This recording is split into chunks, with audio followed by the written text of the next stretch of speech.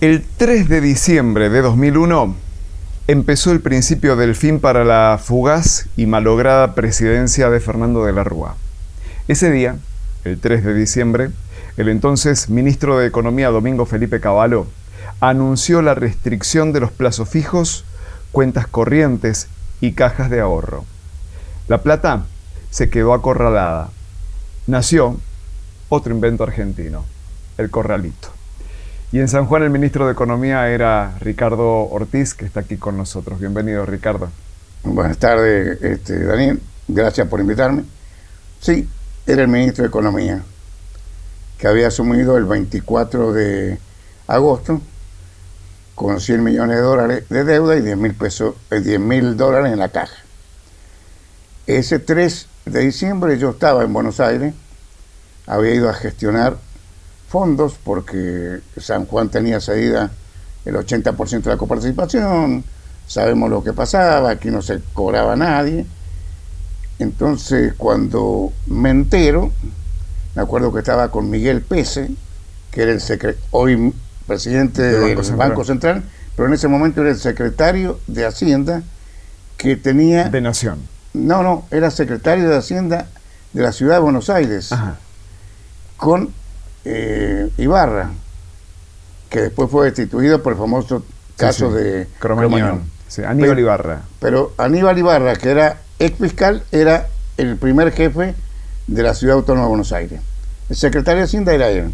Y también estaba con Baquie, que actualmente también está en Mendoza como ministro de Hacienda. Y le digo, esto es el principio del fin. Entonces estábamos en un café ahí cerca de la Casa Rosada. Yo tenía que entrar a las 18 con una audiencia que tenía con Ramón Mestre, que era el ministro del Interior, para pedirle fondos, que ya le había pedido cuando incendiaron el edificio 9 de julio. Y me dice, no puedo hacer nada porque se acaban de congelar. Le digo, el corralito, lo que quieras ponerle, le digo. Este es el principio del fin. Digo, vos sos el ministro del Interior, prepará fuerzas para reprimir. Y si no, directamente, es que hoy el gobierno renuncia, le digo. ¿Qué te contestó Mestre? Mestre me dice, que inclusive también lo conocía porque yo estuve en la Convención Constituyente y él fue vicepresidente segundo, me dice, mira, lo mejor tendría que ser que no fueran, pero aquí hay presiones por todos lados. A la salida me encontré con Jorge Valdés, que era el secretario de Hacienda que tenía a Cavallo, y le digo, esto es una locura. Ya pasó en el año 91 con Herman González. Argentina, la gente no lo va a soportar a esto. Me dice, bueno, no hay otra solución. Bueno, entonces la solución va a ser que nos vamos a tener que ir. Y fuimos a ver qué podía ocurrir. Y pasó lo que pasó. ¿Cómo impactó en San Juan esta medida? Me contabas que estabas en Buenos Aires justamente buscando fondos. Fondos no había. ¿Cómo impactó en San Juan este corralito? En San Juan impactó que no pudo llegar fondos, porque inclusive los LECOP que se crearon, que fueran letras de cancelación de obligaciones provinciales, a efecto de no emitir. Claro. Por el Banco Central, sino que las provincias fueran las que emitían los LECOP. Los LECOP llegaban y también en San Juan con eso se pagaba porque tampoco llegaban. Entonces en San Juan el peor problema era que la gente que tenía sus cajas de ahorro, tenía sus cajas de seguridad, tenía sus plazos fijos, no podía cobrarlo. No podía sacar la plata. No podía sacar el dinero. En el primer momento eran hasta 250 dólares, porque estábamos dentro de la convertibilidad. Pero posteriormente no te dejaban sacar nada. Entonces, en San Juan explotó. Y vimos, como vimos en todo el país, la cantidad de gente que se presentaba con recursos de amparo y la justicia le hacía lugar y andaban persiguiendo a los gerentes de los bancos para que les pagaran los plazos fijos, le pagaran lo que tenían en caja de ahorro. Y San Juan, que venía con una crisis ya muy grave, se agravó más. Es más, en diciembre de ese año, cuando se hizo cargo, en ese momento renuncia de la Rúa y se hace cargo en forma interina el presidente de la Cámara de Diputados. Terminan enviando, era Jorge Capitalín, se hace cargo del Ministerio de Desarrollo Social o del Ministerio de Desarrollo Humano y envía fondos a San Juan. Yo llamé, si se permite que diga aquí, a Carlos Icasati y le dije, mira, no tengo cómo pagarte, pero te vamos a pagar. Ni tengo tiempo de licitar, pero estamos a 24, era el día 22. Dame mercadería, bolsa de mercadería para entregarle a la gente. Carlos Icasati no tuvo problema, la empresa entregó, posteriormente sí se le pagó porque se hizo el expediente, pero era la desesperación. Era manotazo por todos lados. Carlos Icasati, Café América, ¿no? Exactamente. Siempre agradezco y reconozco lo que pasó con él, porque le llamé y le dije, mira, no tengo en este momento. Ha quedado Capitalín, que ha quedado de ministro, de enviarme fondos en las próximas horas. A las 24 horas llegaron 200.000 pesos, que eran $200.000 en ese momento, para poder pagar. Porque estábamos con la convertibilidad 1 a 1. Claro. Ricardo, ¿se veía venir esta medida? ¿Una medida semejante? Digo, en la previa, en la víspera, ¿era algo que se podía percibir que iba a pasar? No, no podíamos percibirlo, pero en algún momento recuerdo que estuve conversando con Mercier, que era ministro de Economía de Santa Fe, cuando Carlos Alberto Reutemann, desaparecido recientemente, sí, era gobernador.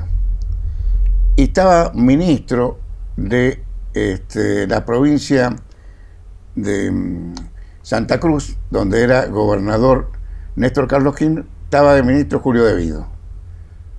Tomando un café, estuvimos conversando y me dicen, che, algo está pasando porque se están reuniendo el jefe de gabinete, que eran Cristian Colombo, conjunta, dueño del banco Macro Bansud, pero además era el jefe de gabinete, con Cavallo. Algo va a pasar, dice. Pero nadie se imaginaba qué podía pasar. Claro. Le digo, ya pase lo que pase en San Juan, yo tengo hasta custodia policial en mi casa porque me han amenazado, no puedo pagar, así que, ¿qué quieren que haga?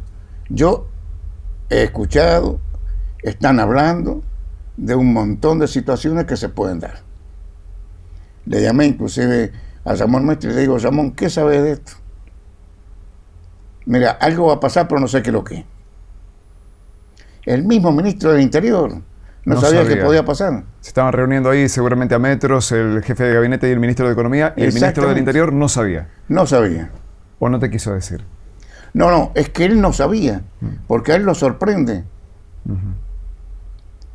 A él lo sorprende porque inclusive no estaba previsto que las fuerzas federales estuvieran próximas, que después hubo una represión, hubieron 38 muertos, no sé cuánto, por esta situación. Pero inmediatamente se hace el decreto, acordémonos que salió la gente con las cacerolas en Capital Federal. Sí. Era atronador.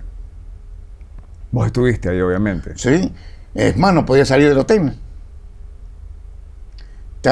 Era terrible lo que estaba ocurriendo, y a su vez, junto con la gente jubilado, con toda la gente con sus ahorros y demás, aparecían todos aquellos otros que eran piqueteros y demás, porque a partir de ahí comienzan los piqueteros. Claro. Ahí comienzan los grupos sociales, los ONG y demás, porque anteriormente, en la época de Menem, no se había permitido, porque acordémonos que estaba el ministro del Interior, Carlos Coras. Y cuando había algo lo mandaba a reprimir. A partir de ahí comienza. Se unificaron todo, el problema social, el problema de gente media que tenía sus ahorros, porque los grandes ahorristas ya no estaban. Claro. Esos son los que primero levantaron valijas. Pero esos son los primeros que levantaron valijas. Es más, en los 4 meses anteriores a esto, del país fugaron 16.000 millones de dólares, que es lo que provocó el colapso del Banco Central. El derrumbe de la alianza había empezado mucho antes, ¿no? Empieza mucho antes y empieza por un caso de corrupción. La Banelco. La Banelco de Flamarique. La Banelco de Flamarique que provoca la renuncia del vicepresidente, que era Carlos Chacho Álvarez.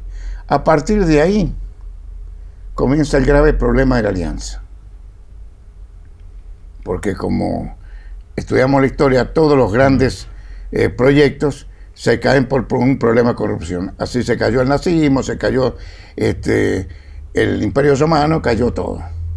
Entonces, a partir de ahí, la alianza, como dijo en algún momento, en algunas declaraciones, cuando íbamos al CFI, el doctor Avelín, que era el gobernador, la alianza no existe, está hecha pelota, le dijo a la gente de Clarín y demás. Entonces, ya era ingobernable. Es más, de la Rúa no sabía cómo ni lo que estaba ocurriendo. Estábamos un día todos los ministros de Economía de la Alianza, después de la elección de octubre, que era que se reunido en la jefatura de gabinete, al lado de su despacho. ¿Y qué ocurre? Apareció él y le pide al mozo que le lleve un té de boldo. Y nosotros estábamos viendo cómo seguíamos, porque todo era una crisis total. Y de la Rúa pedía un té de boldo. Pedía un té de boldo. Entonces yo miré y digo, pero ¿y esto qué? ¿Cómo seguimos con esto? Me recuerdo, y lo hemos hablado con algún otro entrevistado también, el episodio en el que, con Alfredo Lino Jens, el episodio en el que don Alfredo lo cruzó a Domingo Felipe Cavallo, ¿no? Apenas lo incorporaron al gabinete. Claro, eso fue el día 9 de julio. De ese mismo año, del 2001. 9 de julio del 2001. Ahí es el comienzo de que ya definitivamente Enrique Conti define irse. Porque el 9 de julio estábamos todos en la Casa Rosada. Me acuerdo que estaba Alfredo Avelín Noyen, estaba Leopoldo Alfredo Bravo, estaba el doctor Avelín, estaba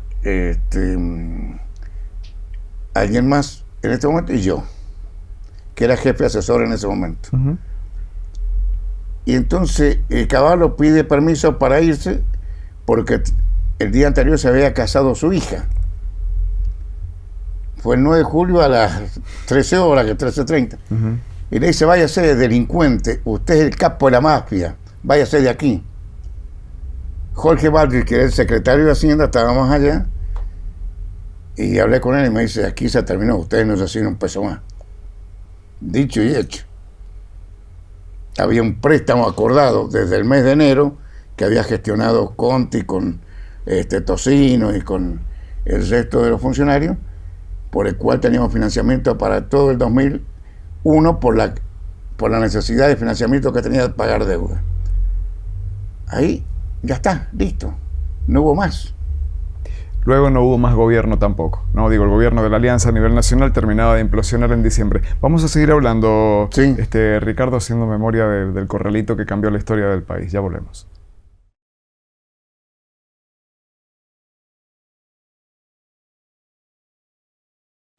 Más allá del incidente del 9 de julio con Avelín, el ministro de Economía, la advertencia de un corte de flujo de dinero a San Juan, los gobernadores, ¿esperaban un desenlace, alguna medida económica, algo que implicara una reacción del gobierno nacional frente a la corrida bancaria? No esperaban. Es más, tuvimos 2 veces reunión en la casa de Chubut. Uh-huh. Y me acuerdo siempre que el gobernador de Chaco, que era Ángel Sosa, veíamos la pizarra de cómo era el riesgo país y decíamos, vamos por más, y era 1800, 1900, y no nos daban, yo no sé si no se daban cuenta o era que ya estaban entregado todo, porque 1900 puntos es no entrar nunca más al mercado, como pasa ahora, que tenemos 1750. es la sobretasa que tenés que pagar si querés entrar a un financiamiento internacional. Entonces, esta situación, nadie esperaba nada. Los gobernadores iban a reunirse con Cavallo y con Cristian Colombo, que traía una botella de whisky, la ponía en la mesa y tomaba, para hablar con él, y nadie definía nada. Nadie definía nada. Habían dispuesto únicamente poner en marcha los LECOP, pero no había otra medida que pudiera contener la situación. Ricardo, ¿nunca se planteó la salida de la convertibilidad? Porque en definitiva estamos hablando de la eclosión final, ¿no? De la convertibilidad que habían querido sostener a toda costa, aún pagando el costo del estallido. ¿No se puso en tela de juicio Siempre salir? Se dijo que había que salir de la convertibilidad. Lo que pasa es que el ministro, al ser Cavallo, que era el padre de la convertibilidad, Cavallo asume después de una semana que duró López Murphy. Sí.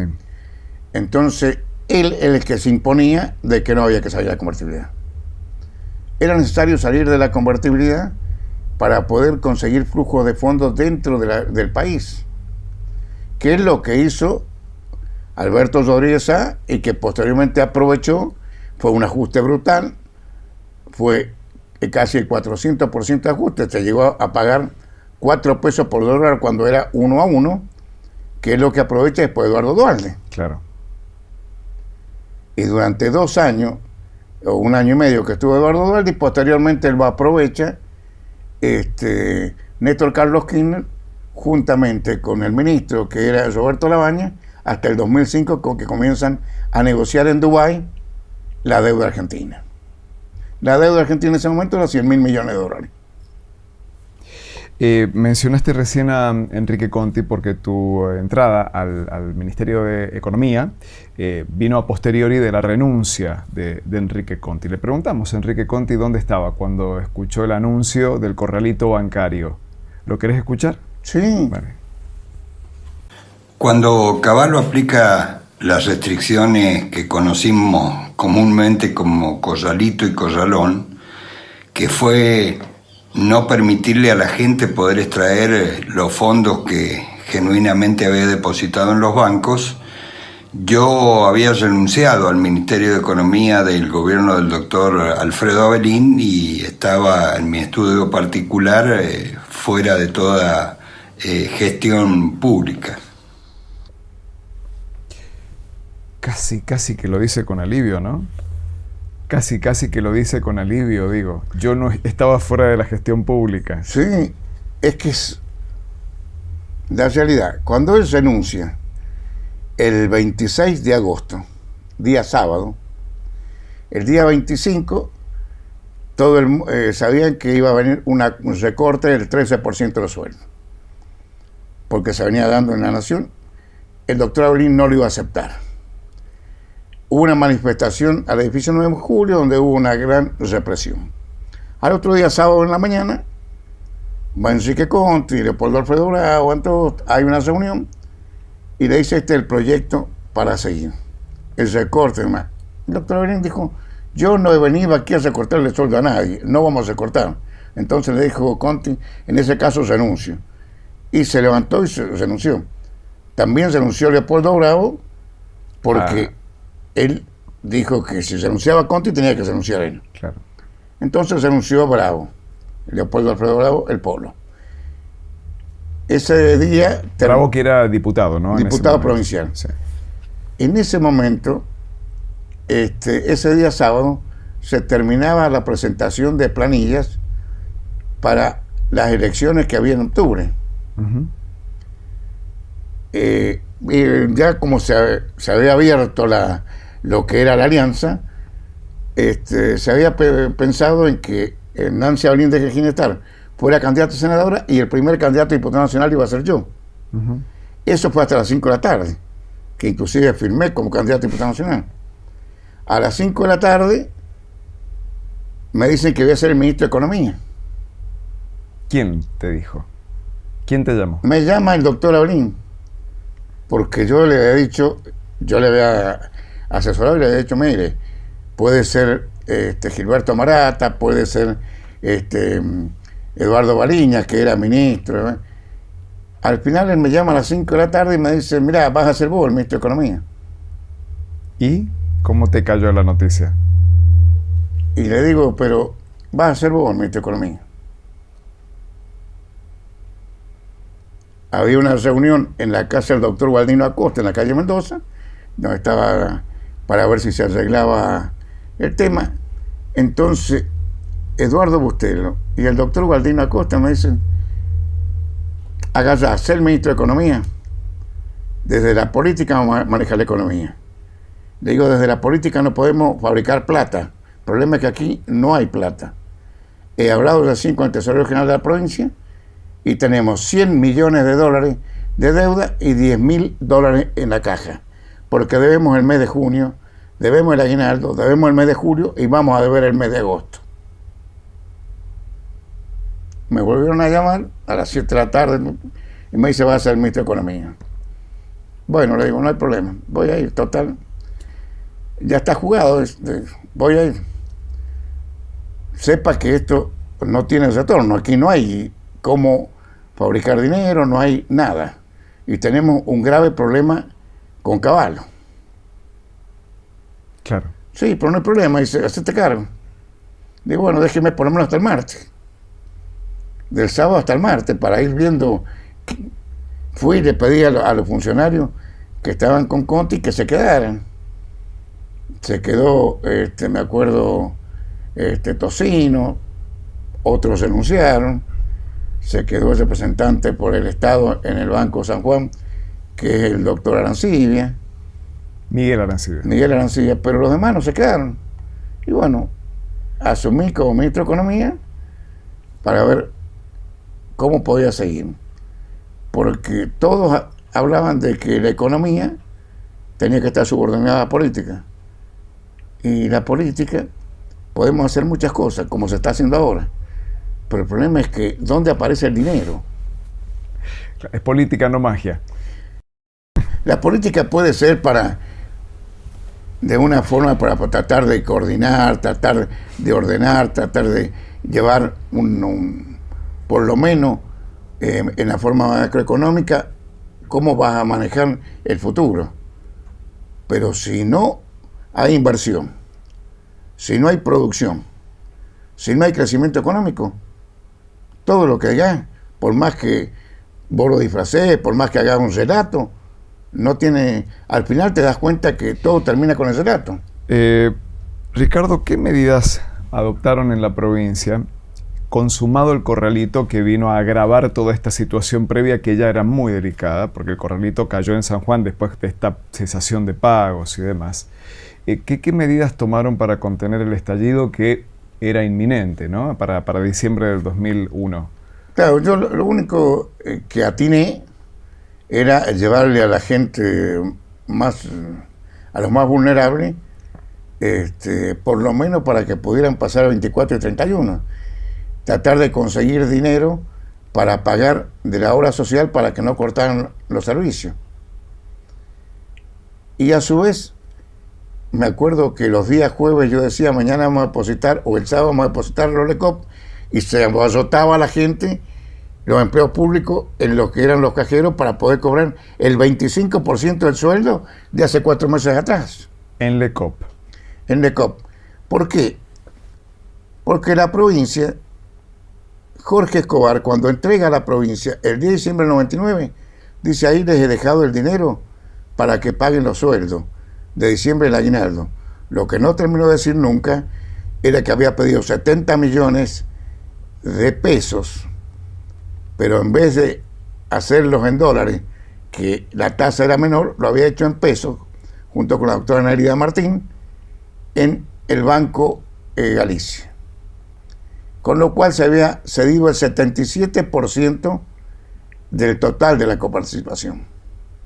Como el 8 de diciembre del año 99 se firmó una garantía de coparticipación, el 78% de los que tenía que entrarnos era retenido automáticamente, claro, por el goteo, como se llama, y a San Juan le llegaba el 24%. De la coparticipación. Es como cuando una persona tiene embargado el sueldo. Exactamente. Claro. Es más, ¿cómo será que en el mes de febrero hubo que hacer un decreto para que el fideicomiso que se había creado para la construcción del dique Caracoles Punta Negra le devolviera 30 millones de dólares al Tesoro Provincial que se habían anticipado para hacer el desvío de los diques? O sea que a los 60 días de asumir no había cómo pagar el sueldo de febrero. Claro. De arranque. De arranque. ¿Cómo fueron esas fiestas del 2001? Muy malas. Muy malas para la gente, muy mala la angustia. Yo me acuerdo que esa noche, el 24 y el 31, anduve en los hospitales, llevándole a la gente algo de lo que pudiera poder pasar esa noche, los que estaban de guardia y demás, en los hospitales, en los centros de salud. Era una angustia muy grande, porque la situación no se había hecho tan difícil como se hizo posteriormente en algunas veces, pero no hubo saqueos. Claro, hubo intentos, recuerdo, alguna intervención de las fuerzas de seguridad, ¿no? Exactamente. Fuerzas de seguridad que actuaron, pero no hubo heridos, no hubo saqueos, no hubo mayores... la bronca que tenía la gente podría haber sido una explosión mayor. De todas maneras, contabas que tenías custodia policial, ¿no? Porque habían empezado los cacerolazos. Sí, habían empezado los cacerolazos, pero además, bajando todavía estábamos en el edificio 9 de julio, yendo a buscar mi auto, porque yo andaba en mi auto solo, apareció una persona con un cuchillo diciendo a los políticos hay que matarlo. Entonces alcancé con el maletín a pegarle en la mano y listo. Entonces yo vivía en el barrio Belgrano y no podía entrar a mi casa porque me escrachaban. Mis padres vivían a la vuelta y tampoco. Entonces me mandaron custodia policial y me pusieron una persona para que anduviera conmigo en el auto. Es más, saliendo de una reunión en la Casa de Gobierno, me tiraron un ladrillazo que pegó en la camioneta justo cuando yo cerré la puerta. Uh-huh. Pero inclusive incendiaron el edificio 9 de julio. Uh-huh. ¿Qué te pasa cuando lo recordás hoy a eso, 20 años después? ¿Cómo lo recordás? Lo recuerdo con... primero y principal, creo que le vino bien a San Juan. Porque a partir de ahí hubo un quiebre. San Juan hasta ese momento siempre fue dependiente de la nación en todo. A partir de ahí, a partir de ese momento, la provincia comienza a crecer y termina también creando un fondo anticíclico. O sea, hoy, aunque durante 3 meses no mandara coparticipación la nación, hay como pagar los sueldos. Como recuerdo, y vos fijate, este es uno de los problemas que creo que se está enfrentando hoy, la decepción de la gente.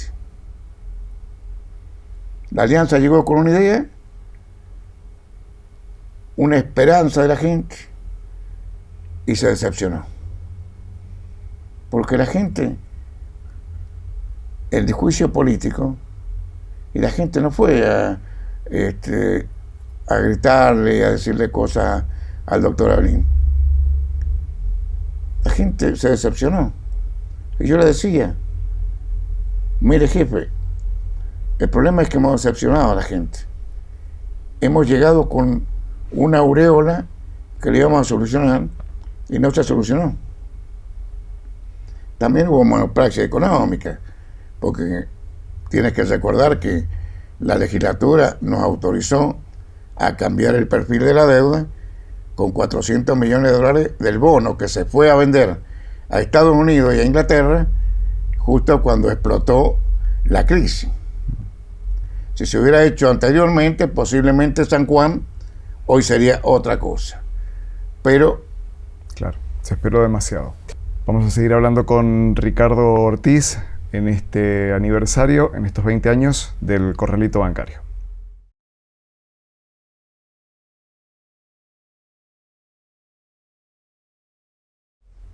¿Qué decían en Buenos Aires, en el Palacio de Hacienda? Algo me has contado, pero después del Corralito. Después del Corralito.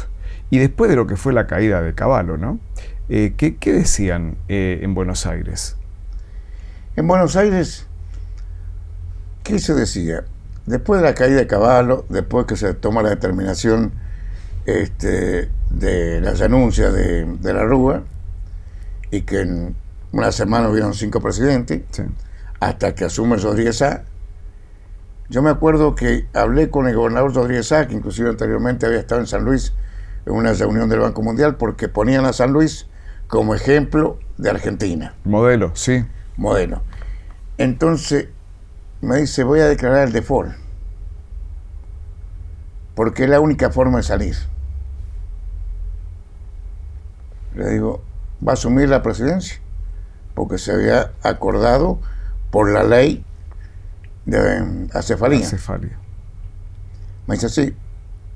Le digo, bueno, presidente, está bien.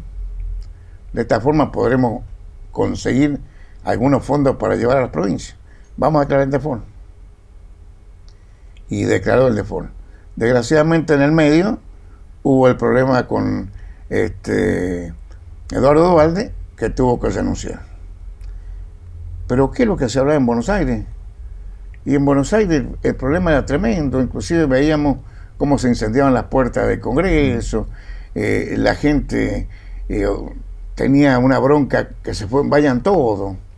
Hubo que trabajar psicológicamente, sociológicamente durante 2 años para que la gente ya reaccionara, y eso de que se vayan todos, tratar de encauzar lo que podía ser una nueva clase política. Tengo otro segmento de Enrique Conti también dando su perspectiva desde afuera, ¿no? Y como antecesor tuyo respecto de lo que representó el Corralito. Mira.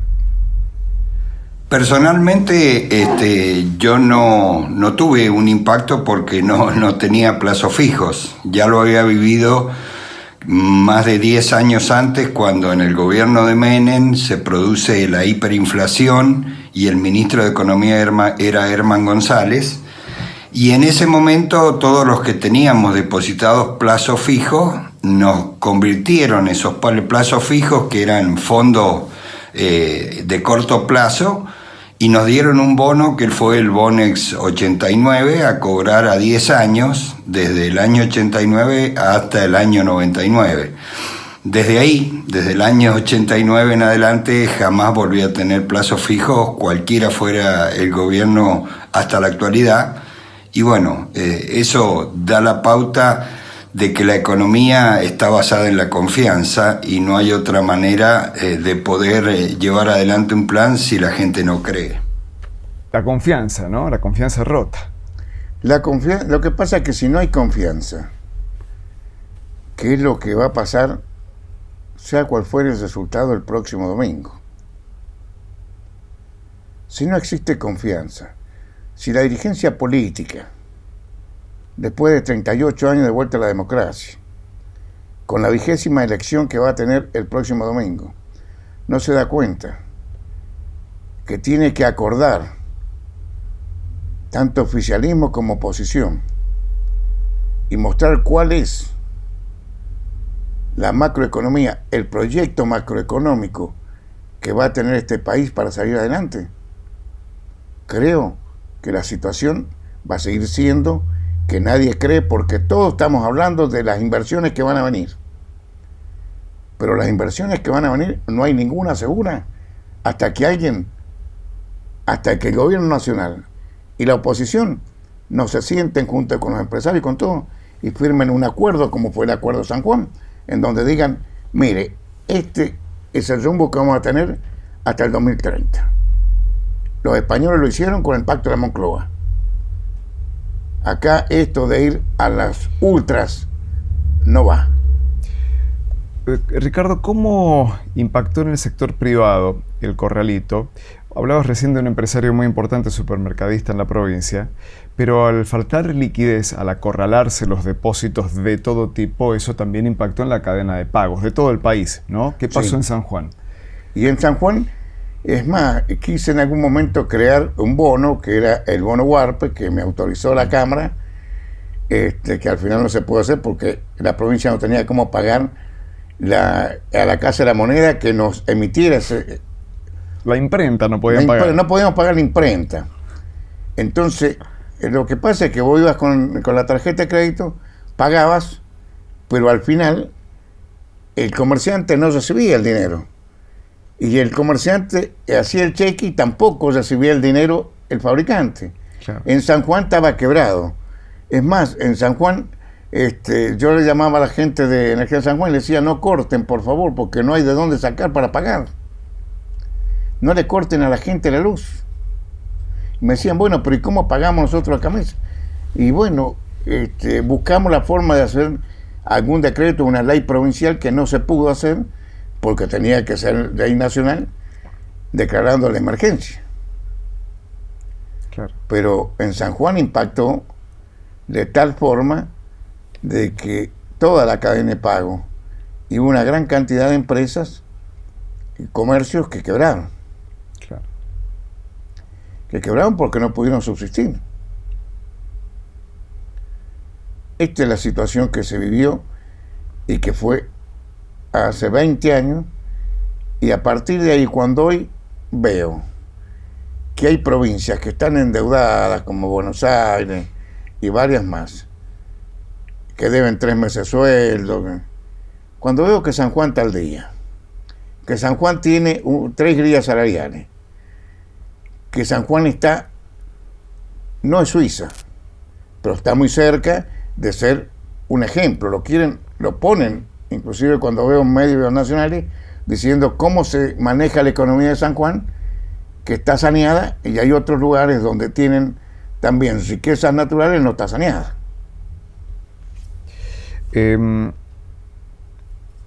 Hablábamos de tu custodia policial, de los cacerolazos, pero no fueron solamente los funcionarios de gobierno, ¿no? Digo, los cacerolazos llegaron a todos lados, a oficialismo y oposición.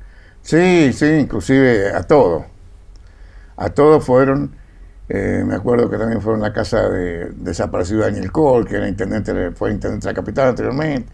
Fueron a la casa de todos. No, era a todos, a toda la dirigencia política. Era la bronca de la gente. La gente no quería escuchar a nadie. Y esta situación espero que no se vuelva a repetir en este país. Pero insisto en lo que he dicho en varias oportunidades en otros medios, si acá no tomamos verdaderamente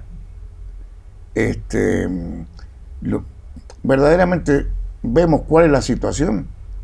Primero, los 44.000 millones de dólares que dejó Macri, que yo me pregunto cómo fue que en 1 hora, 2 horas o en 3 días le dieron 57.000 millones de dólares y todavía no podemos renegociarlo a los 44. Es imposible pagar, porque si pagamos el mes que viene no va a haber cómo responder si hay una corrida cambiaria. La corrida bancaria ya está, porque el dólar hoy día, el dólar blue cerró a 207 pesos. Sí. Y el problema mayor es que este dólar blue, que lo dice la vocera presidencial, es igual que lo dice Aníbal Fernández, es un dólar ilegal. Y bueno, si es dólar ilegal, ¿cómo va a haber en 4 manzanas de Capital Federal 40 cuevas que van a manejar la economía de todos los argentinos de 44 millones? Pero yo mando a la Policía Federal, a la Aeroportuaria, a Gendarmería, y no queda una sola cueva. Ricardo, el fallecido expresidente Fernando de la Rúa atribuyó su caída y la corrida bancaria y demás a un golpe, a una campaña de desestabilización, Habló de sectores de la propia alianza, del PJ bonaerense y sectores de la economía también. ¿Hubo algo de eso? Sí, es lo mismo que en San Juan. ¿Cómo fue? Se hablaba de que estuvo Duhalde, que estuvo un cierto alfonsinismo y que hubo sectores sociales que fueron y trabajaron como caldo de cultivo de la situación que se está viviendo para la caída de Fernando de la Rúa. Y en San Juan, los que lo votaron para la destitución de Alfredo Ablín fue la misma alianza. Si la que sostuvo la denuncia contra el gobernador fue la doctora Delia Papano. Si la alianza tenía mayoría, si la alianza mantenía al gobernador, no había juicio político. Cuando el doctor de la Rúa manifiesta que quiere un acuerdo político, quien era en ese momento presidente del bloque de senadores, que era José Luis Gioja, en reemplazo de un entrerriano, el Chacho Aracino, a las 2 horas José Luis Gioja le dice que no, porque no se ponían de acuerdo los dos bloques, el bloque de la Alianza y el bloque justicialista. Entonces le dice que no porque no hay acuerdo. Y a partir de ese momento decide Fernando de la Rúa renunciar. Pero no había un acuerdo político porque tampoco estaba dispuesto los bloques de la alianza a acordar con el justicialismo. Nos queda un segmento más de Enrique Conti que me gustaría compartir con vos.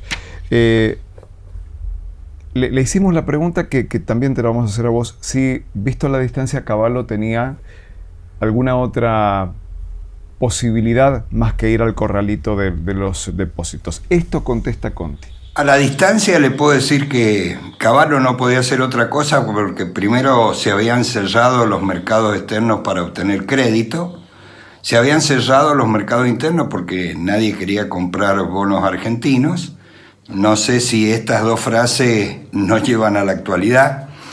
Y bueno, en función de eso, el plan de él, la convertibilidad, la ley de convertibilidad exigía que por cada peso que yo tenía y depositaba se me tenía que dar $1 por el Estado.